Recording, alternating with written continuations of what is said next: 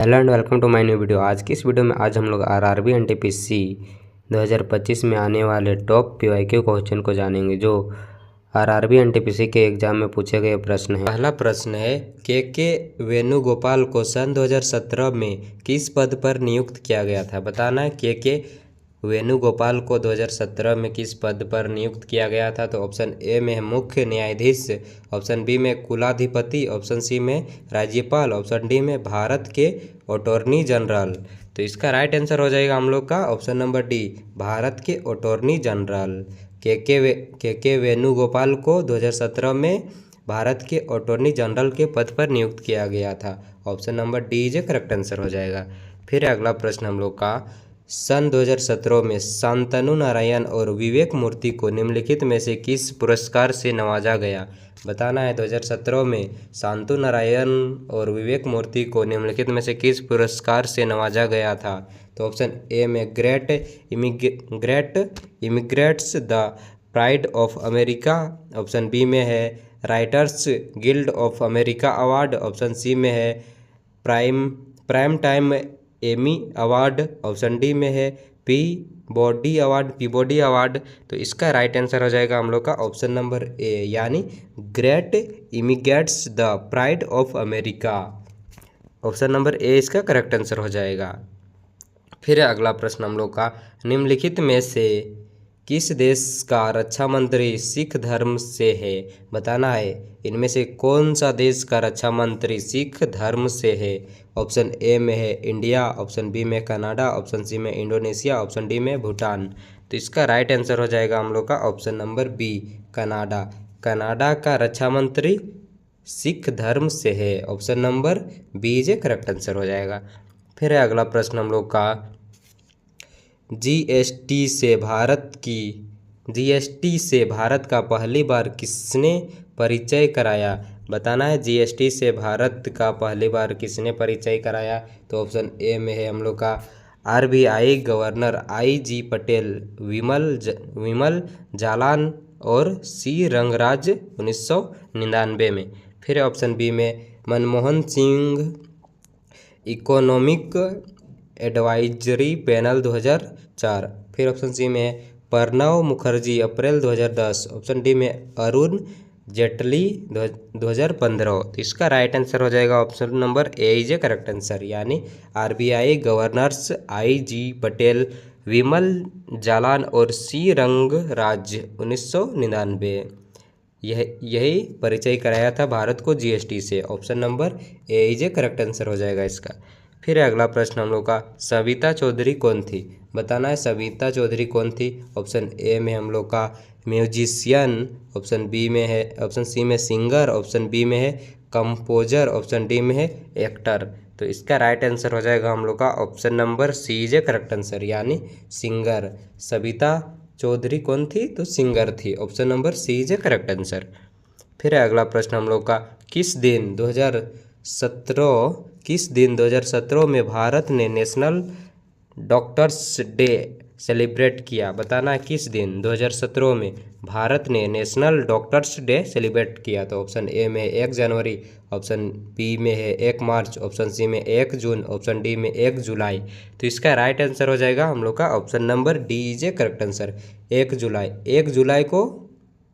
1 जुलाई 2017 को भारत ने national doctors day celebrate किया था। Option number D is a correct answer हो जाएगा इसका।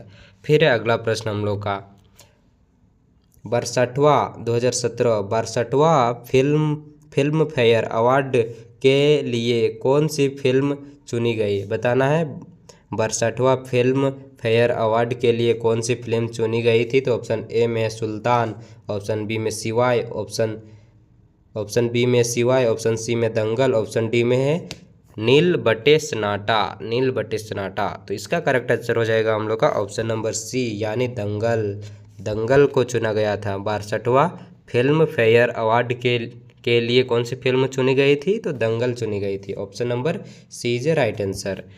फिर अगला प्रश्न हम लोग का, पब्लिक प्लेस में वाईफाई की सुविधा भारत की किस शहर में पहले शुरू हुई? बताना है पब्लिक प्लेस में वाईफाई की सुविधा भारत के किस शहर में सबसे पहले शुरू हुई थी? ऑप्शन ए में बेंगलोर, ऑप्शन बी में कोलकाता, ऑप्शन सी में मुंबई, ऑप्शन डी में लखनऊ। तो इसका करेक्ट आंसर हो जाएगा option number C is a correct answer, यानी मुंबई। मुंबई में सबसे पहले मुंबई में वाईफाई की सुविधा को सबसे पहले शुरू किया गया था। मुंबई में वाईफाई की सुविधा भारत में सबसे पहले शुरू किया गया था मुंबई में। Option number C is a correct answer. फिर अगला प्रश्न हम लोग का, भारत तिब्बत सीमा पुलिस के नए डॉक्टरेट जनरल का नाम क्या है? बताना है भारत तिब्बत सीमा पुलिस के नए डायरेक्टर जनरल का क्या नाम है? बताना है नया डायरेक्टर का क्या नाम है भारत तिब्बत सीमा का।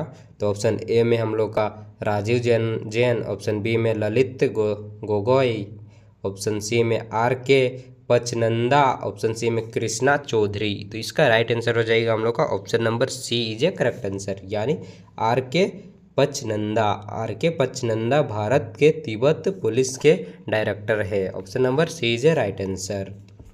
फिर अगला प्रश्न हम लोग का, निम्नलिखित में से किस भारतीय इकोनॉमिस्ट को 2017 के अंतर्राष्ट्रीय इकोनॉमिक एसोसिएशन को प्रेसिडेंट्स नियुक्त किया गया है? बताना है किसको नियुक्त किया गया है। तो ऑप्शन ए में है अलका मालवडे, ऑप्शन सी में रघुराम राजन, ऑप्शन बी में है HR खान, ऑप्शन डी में कौशिक बासु। तो इसका राइट आंसर हो जाएगा हम लोग का 10वां का डी, कौशिक बासु को 2017 में अंतर्राष्ट्रीय इकोनॉमिक एसोसिएशन का प्रेसिडेंट नियुक्त किया गया था। Option number D is a correct answer. फिर अगला प्रश्न हम लोग का, Ulan Bator cup boxing tournament 2017 में अंकुश दहिया ने किस श्रेणी में स्वर्ण जीता? तो किस श्रेणी में स्वर्ण जीता था? तो ऑप्शन ए में हम लोग का 80 kg कैटेगरी, ऑप्शन बी में है 50 kg कैटेगरी, ऑप्शन सी में 60 kg कैटेगरी, ऑप्शन डी में है 65 kg कैटेगरी। तो इसका राइट आंसर हो जाएगा ऑप्शन नंबर सी, यानी 60 kg कैटेगरी से जीता था। Option number C is a right answer. फिर अगला प्रश्न हम लोग का, सतीश धवन अंतरिक्ष केंद्र कहाँ स्थित है? बताना सतीश धवन अंतरिक्ष केंद्र कहाँ स्थित है। ऑप्शन ए में है बेंगलोर, ऑप्शन बी में है विशाखापट्टनम, ऑप्शन सी में नई दिल्ली, ऑप्शन डी में है श्रीहरिकोटा। तो इसका राइट आंसर हो जाएगा हम लोग का ऑप्शन नंबर डी, श्रीहरिकोटा में स्थित है सतीश धवन अंतरिक्ष केंद्र, श्रीहरिकोटा में स्थित है। Option number D is a correct answer. फिर अगला प्रश्न हम लोग का, निम्नलिखित में से किस संस्था को भारत ने $5 लाख का दान दिया? बताना है निम्नलिखित में से किस संस्था को भारत ने $5 लाख का दान दिया था। तो ऑप्शन ए में अंतर्राष्ट्रीय मॉनेटरी फंड, ऑप्शन बी में World Health Organisation, option C में है United National Peace Bleeding Fund, option D में यूनाइटेड नेशंस चिल्ड्रन फंड। तो इसका राइट आंसर हो जाएगा हम लोग का option number C, United Nation Peace Building Fund. Option number C is a right answer.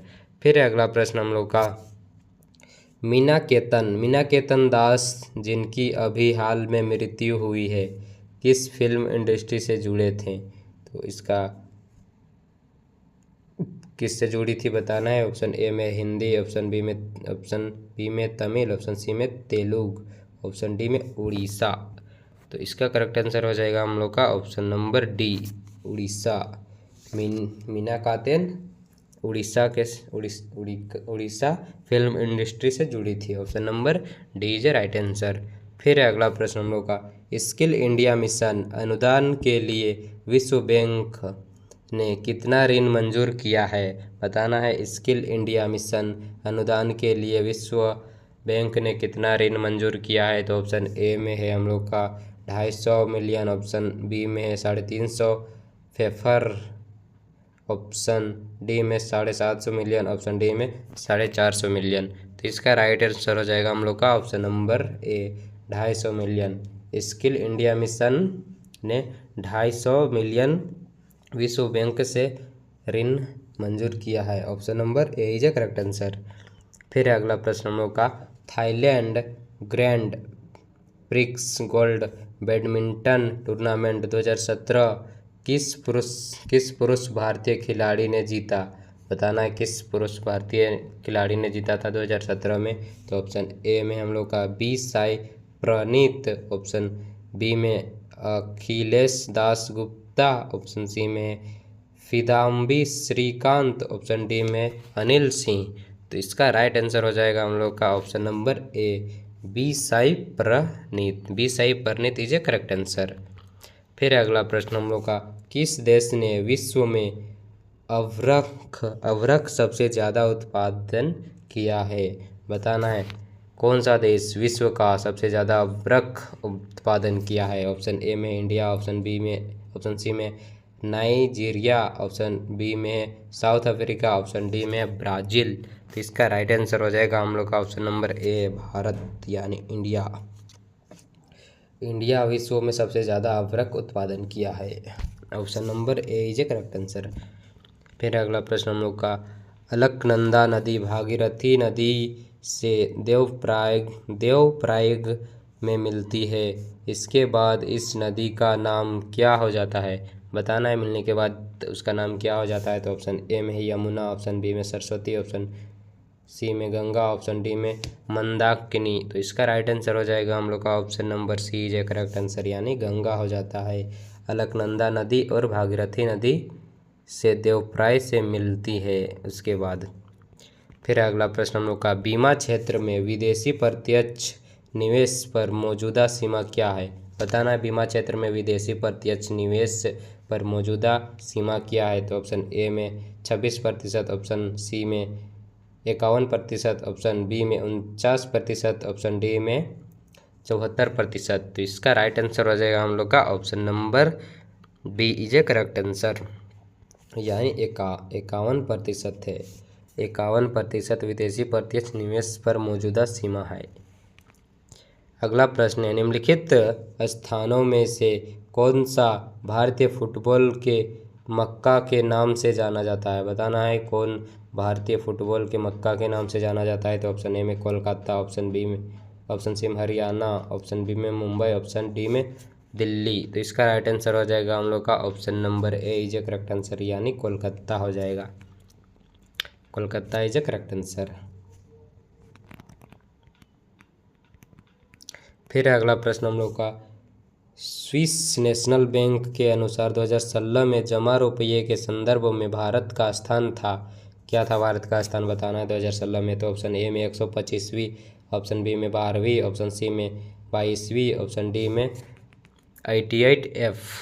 तो इसका राइट आंसर हो जाएगा हम लोग का option number D is a correct answer यानी 88, 78, 88F is a correct answer. फिर अगला प्रश्न हम लोग का, कब और कहाँ विश्व का पहला लिंग साहित्य उत्सव आयोजित किया गया? बताना है कब और कहाँ विश्व का पहला लिंग साहित्य उत्सव आयोजित किया गया था। तो ऑप्शन ए में हम लोग का 1 अप्रैल 2017 पटना, ऑप्शन बी में 1 मई 2017 हैदराबाद, ऑप्शन सी में मई 2017 मुंबई, ऑप्शन डी में जून 2017 नई दिल्ली। तो इसका राइट आंसर हो जाएगा हम लोग का ऑप्शन नंबर ए यानी अप्रैल 2017 पटना। अप्रैल 2017 पटना में लिंग साहित्य उत्सव आयोजित किया गया था। Option number A is a correct answer.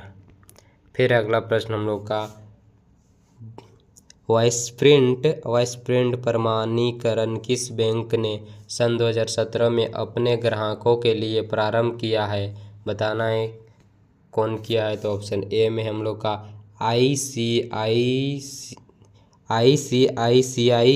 Option C में सिटी बैंक, ऑप्शन बी में एक्सिस बैंक, ऑप्शन डी में HSBC। तो इसका राइट आंसर हो जाएगा हम लोग का ऑप्शन नंबर सी यानी एक्सिस बैंक ने किया है।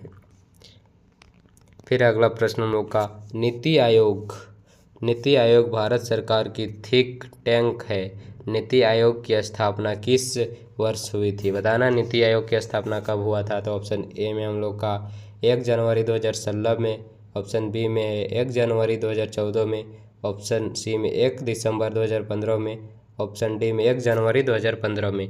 तो इसका राइट आंसर हो जाएगा हम लोग का option number D is a correct answer, यानी 1 जनवरी 2015 को नीति आयोग का स्थापना हुआ था। फिर अगला प्रश्न हम लोग का इंटरनेशनल हॉकी फेडरेशन के अध्यक्ष कौन है, जो फील्ड हॉकी और इंडोर फील्ड हॉकी का अंतर्राष्ट्रीय शासी निकाय है। बताना है कौन है। तो ऑप्शन ए में हम लोग का राजेश भट्टा, ऑप्शन बी में सरई पटेल, ऑप्शन सी में नरेंद्र बत्रा, ऑप्शन डी में विजय पाल। तो इसका करेक्ट आंसर हो जाएगा हम लोग का option number C is correct answer, यानी Narendra Batra is a correct answer. फिर अगला प्रश्न हम लोग का एस अब्दुल रहमान प्रसिद्ध कवि 79 जो काव्यिकों के नाम से पहचाने जाते हैं, उनकी मृत्यु अभी हाल में हुई है। वे किस भाषा के जानकार थे। तो ऑप्शन ए में हम लोग का तमिल भाषा के, ऑप्शन बी में उड़ीसा, ऑप्शन बी में कन्नड़, ऑप्शन डी में तेलुगु। तो इसका राइट आंसर हो जाएगा हम लोग का option number A is a correct answer, Tamil भाषा के जानकार थे। अगला प्रश्न है माइक्रोसॉफ्ट ने निम्न में से कौन सी प्रोफेशनल नेटवर्किंग साइट को खरीदा है। बताना है माइक्रोसॉफ्ट ने निम्नलिखित में से कौन सा प्रोफेशनल नेटवर्किंग साइट को खरीदा है। तो ऑप्शन ए में हम लोग का लिंक्डइन, ऑप्शन सी में माइक्रोसॉफ्ट, ऑप्शन बी में ट्विटर, ऑप्शन डी में अलीबाबा। तो इसका राइट आंसर हो जाएगा हम लोग का ऑप्शन नंबर ए, लिंक्डइन को खरीदा है। अगला प्रश्न है किस व्यक्ति को 44वें मुख्य न्यायाधीश के पद पर नियुक्त किया गया है। बताना है किस व्यक्ति को 44वें मुख्य न्यायाधीश के पद पर नियुक्त किया गया है। ऑप्शन ए में है हम लोग का R.M. लोथा, ऑप्शन बी में जगदीश सिंह खेहर, ऑप्शन सी में H.L. दत्तू, ऑप्शन डी में T.S. ठाकुर। तो इसका राइट आंसर हो जाएगा हम लोग का option number B is a correct answer, यानी जगदीश सिंह खेहर